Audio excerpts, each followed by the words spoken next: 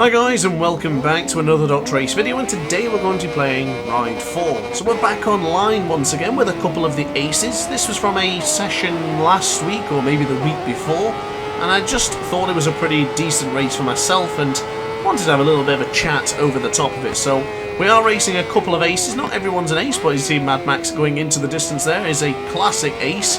Unfortunately making a small mistake into San Donato has cost him the lead, and it's down to us now to pretty much pull the pin and just go for it. Last time I played online, of course, was in the stream, and I can't say I had the same success as I'm having right now. No luck or fortune was given my way in the stream, but this one, getting to the front and disappearing to the front here in Mugello is always a good little number for me. Now, regarding Mugello, it does always seem to pop up whenever I play online, whether that be MotoGP 22 or Ride 4. It just always seems to pop up every now and again as I go way too tight to the apex for Arrabbiata 1. And the bike we're using in this one as well, I don't think you can really see, and if you've got a good eye maybe you can catch it, but it is actually Glenn Irwin's Honda, or the CBR 1000RR, or maybe Triple R Fireblade, of course, with Glenn Irwin's number on it, made graciously by a long-standing ace and Belgian ace himself, Sergio 23. So regarding this video though, the purpose of doing this one is just simply, I'm getting back into Ride 4 quite a lot, and I do intend to do a lot more streams. But at the same time, I would like to also get your opinion on what you think about doing other content as well.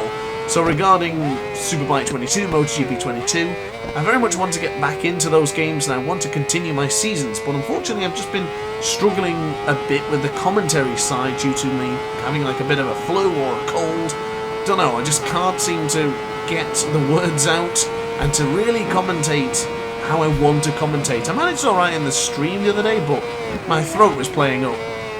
Really difficult, so for now I'm going to be doing a lot of Ride 4. The content's a little bit easier for me to do since they're quite shorter, but the Superbike career mode videos, those are killers because they're like 30 minutes long, so I have to make sure I get a lot of time to do it, and of course as well have the ability to do so with my voice. I'm working a lot extra time at the moment, so with work, with other jobs as well, and of course even the content creation, so I do apologise for no Superbike or MotoGP content, but I can assure you the videos that are coming will be very, very much worth the wait.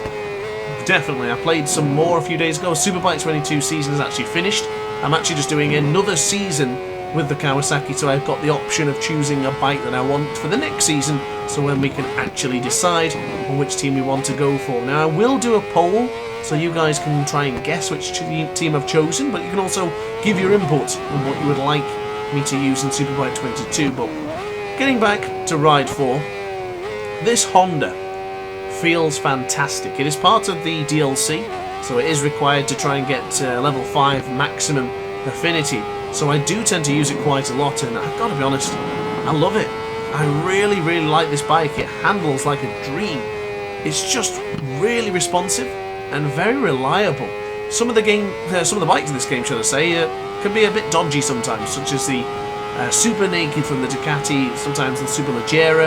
I find that some of those are just a little bit annoying to use because the anti-wheelie doesn't tend to really work as well. H2R I'm not a big fan of using. And there's just a few other bikes like that where it seems a little bit too powerful for its own good. But the Honda, stunning. Really, really stunning. And just chucking in the lap times here in Mugello without even thinking about the riders behind. Just putting them in, having a great time, and just thrashing the Honda around. It's always good to do that. Now the online sessions, as you've probably seen in the past, it usually get pretty difficult for me to try and win. It seems to be that the aces now that we have are just at such a high level that it's very difficult for me to get the top spot. But here with a couple of aces we do have in the session, and a public lobby as well, has certainly favoured me well.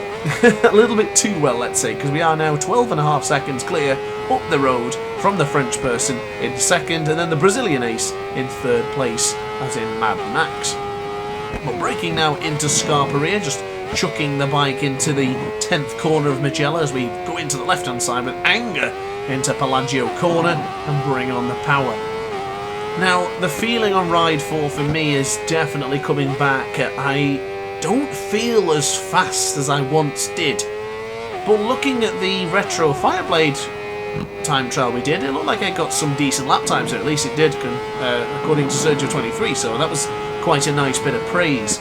But as regarding my own feeling with this game, I don't feel as fast as I used to do, so I'm constantly putting in the extra time in the laps now to try and improve, try and get that feeling back.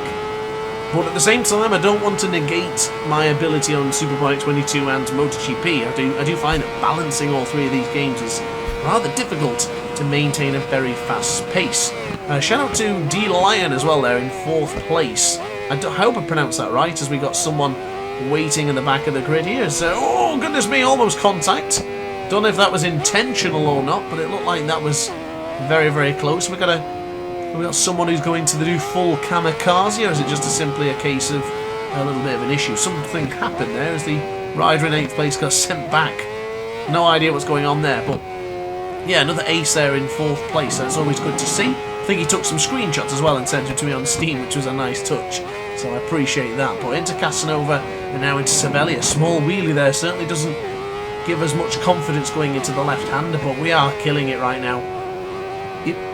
It might seem mad for you guys to hear that I don't feel like I've got the feeling on Ride 4, but it's not there yet. I still don't feel really right there, but I'm enjoying the game and that's all that matters. So I do have a few things I want to discuss, but I'll probably save them for a future video, probably over Christmas, because I am launching something new with the channel. So stick around for something new if you want to support the channel a little bit more. This will be perfect for you.